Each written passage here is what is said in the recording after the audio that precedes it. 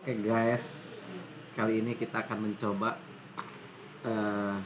ramuan alami buat obat batuk. Kebetulan saya lagi kena batuk serius.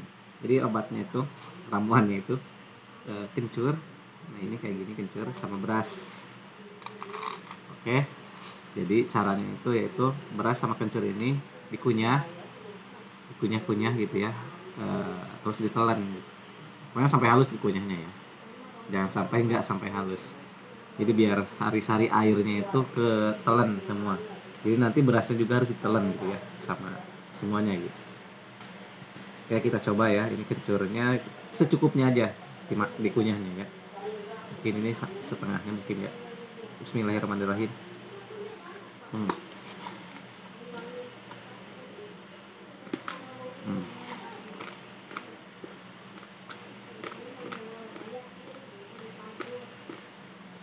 Anggap aja kayak makan seblak.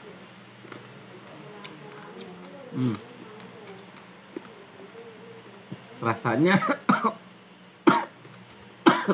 rasa seblak.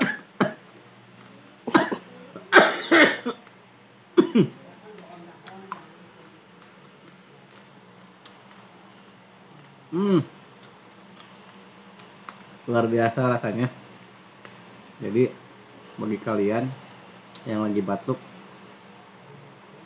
kayaknya lagi musim batuk ini, bisa dicoba ya, selain obat-obat di apotek gitu ya.